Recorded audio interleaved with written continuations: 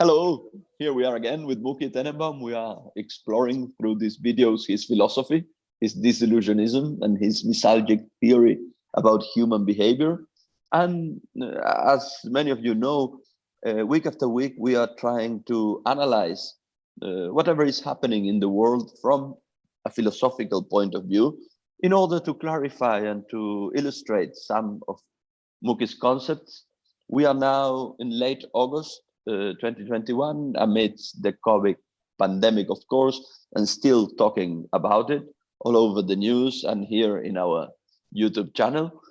And we are going to try and take a look now to the behavior of scientists during the pandemic.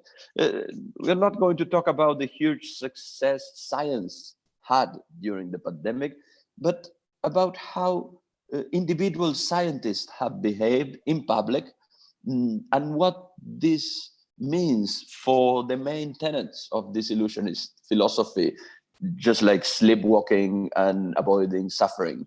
So it's, as we did 2 weeks ago, the role of politics during the pandemic, today it's the role of scientists during the pandemic. Yes, first of all, let me clarify one point. We are talking about how scientists fail. This is why, again, you remember 2 weeks ago we did one special about why government officials are keep failing in this pandemic.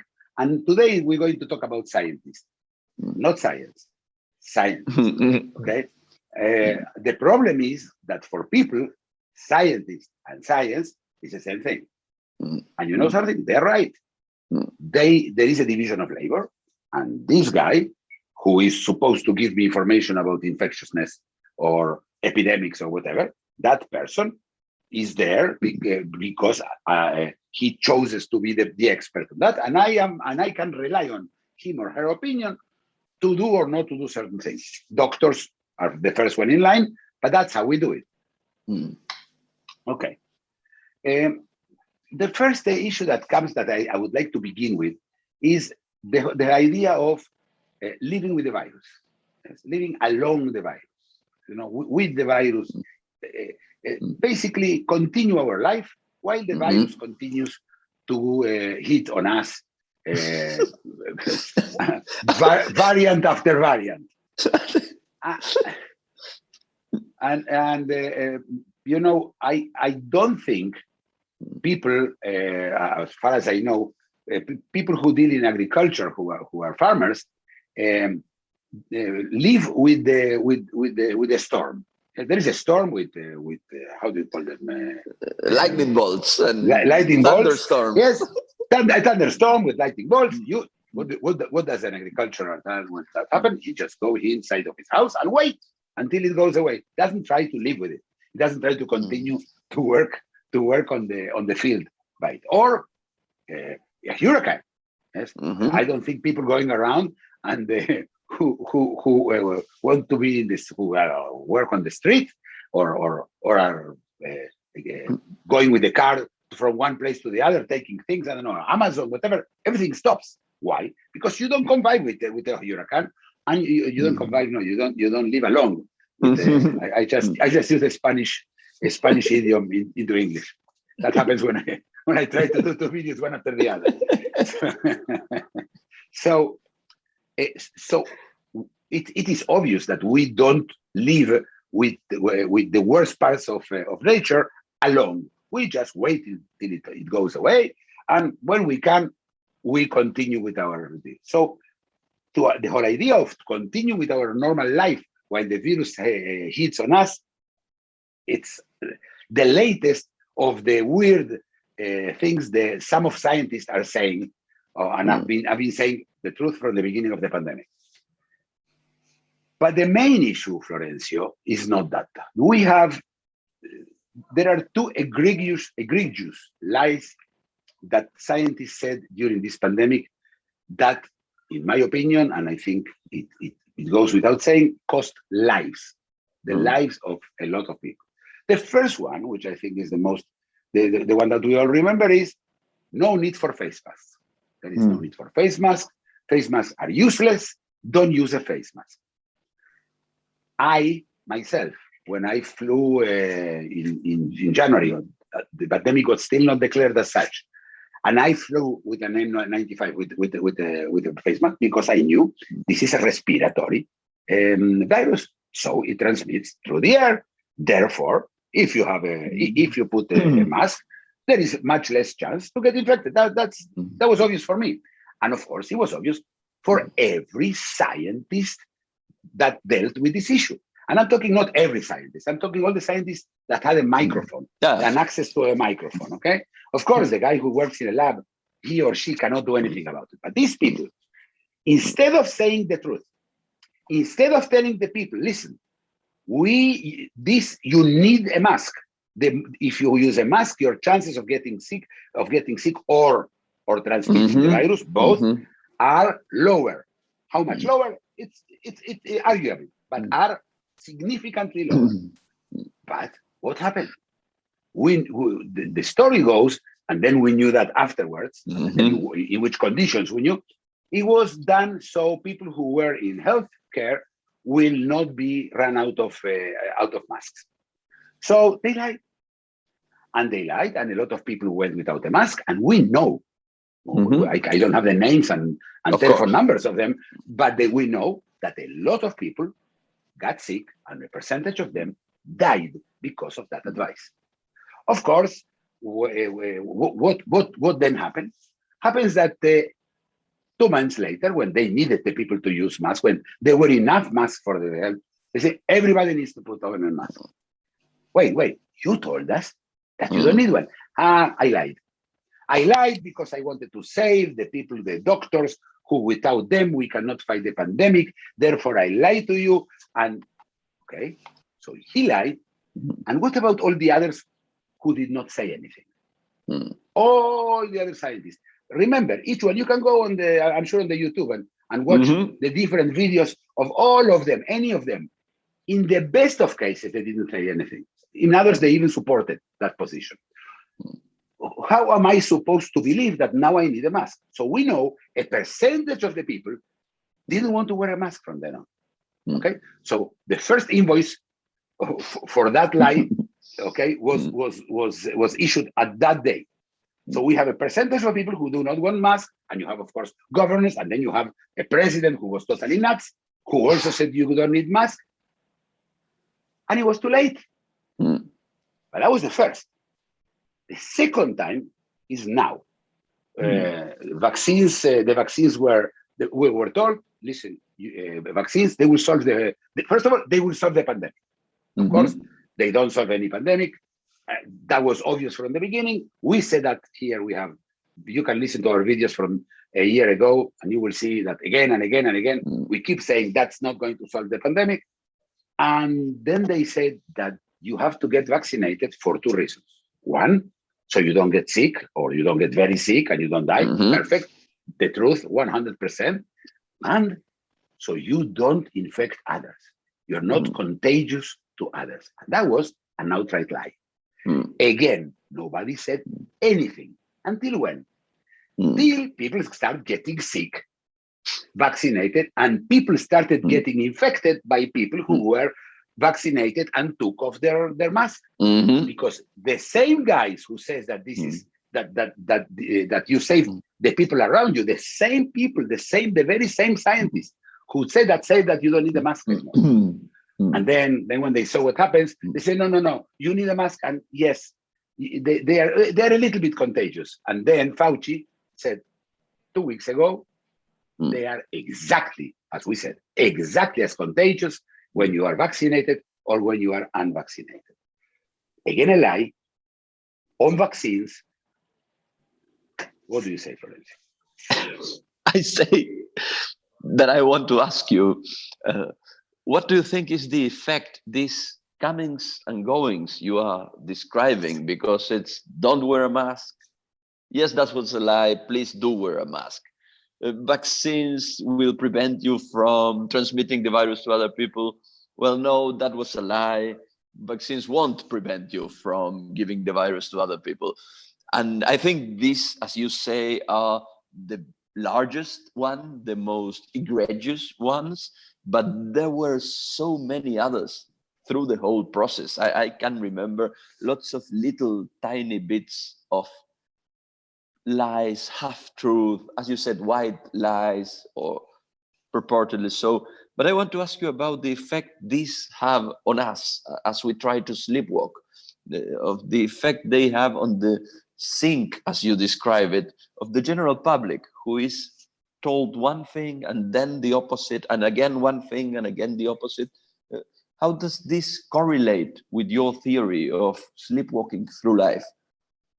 Well, you sleepwalk through life so you don't suffer. So the whole idea is not to suffer. How do I sleepwalk? You can only sleepwalk on things that are stable. You need stability to sleepwalk. Okay. Imagine just walking. Yes. If you walk in the street, you want to go to a subway, and the sidewalk is broken.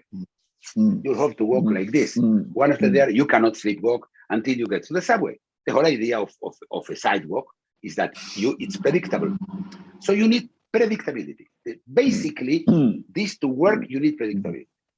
So what is the predictability in this case? In this case, they came to you and they say, don't use a mask. So I don't use a mask.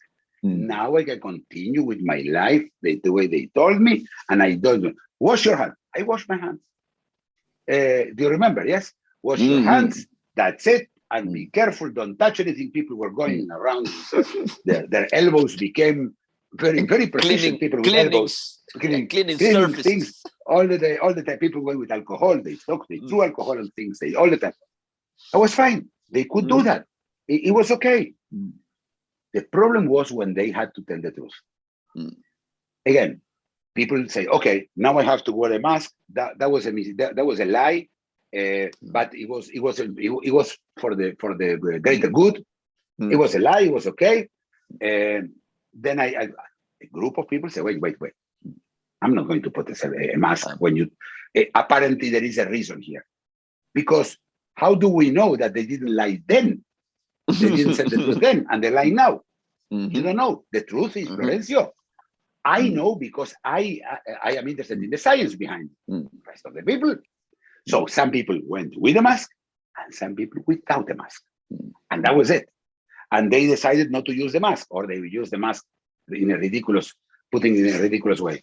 But so this is for sleepwalking purposes, you need stability, you need certainties. You need to know that if you do this, that's it. This is what this is how we work. And you were talking about the little lies in the middle, I would say the negligence, the professional negligence of, for example, saying that there is a relationship between blood type and severity. And wait. Maybe, but it's very weird. It's a correlation. It doesn't smell like causation, at least. I was expecting the scientists saying, this is probably a coincidence. Interesting. We will keep looking at it, but it's a coincidence. No, they were bringing it in, so people will have a reason. What are you, eh? I'm much better than you. And then the children, remember, the children are not contagious. And I always say it was very weird that the children are not contagious, so people can go, can send them to school so they can go to work. Again, maybe it was true. We don't know. And why did I doubt that? Because that doesn't happen in any other virus. So it sounds like very weird. But still, what do I expect from them? We don't know. There may be more contagious, and there may be not. Hence, you should treat children as they are contagious. Because, of course, if you have to make a choice, just behave. They didn't. Again, they didn't. How many people got sick because of a contagion of a child? We don't know. We don't know. But I believe more than zero. What's the difference between this behavior we are analyzing when scientists come out and communicate, come out and say stuff to us, and what we analyzed, as you said 2 weeks ago, when we try to think about the role of politicians, of government officials, of political figures? because in a way we are receiving information from these two sources. It's here a prime minister and there an expert in virology or something like that. But of course, these are distinct communities within our societies, and they are trained differently, and we expect different things from them. So how do these two analysis, the one you are doing today and the one we did 2 weeks ago, compare with each other? What we expect is what is important, not what really happens. It's what we expect, and what we expect is the result of what these two groups transmitted their jobs is. I'll give you an example, and this is important for me. For me, when you vote for a politicians, basically you are giving a tacit permit, a tacit permit, yes, a tacit right to lie to you. I'll give you a Secrets Act, CIA, the need to know basis. Obviously, you don't expect Biden to come and say, well, today we send a spy to the Afghanistan, and he's already there. I can tell you that his name is Joe. I mean, that doesn't happen. In fact, if somebody will ask him, he will say no. He will even deny it. He will even lie. So you expect them. There is an expectation that they will lie, and not only that, there are other things that you understand that the politicians may lie. And in fact, we have equated lies with politicians very often.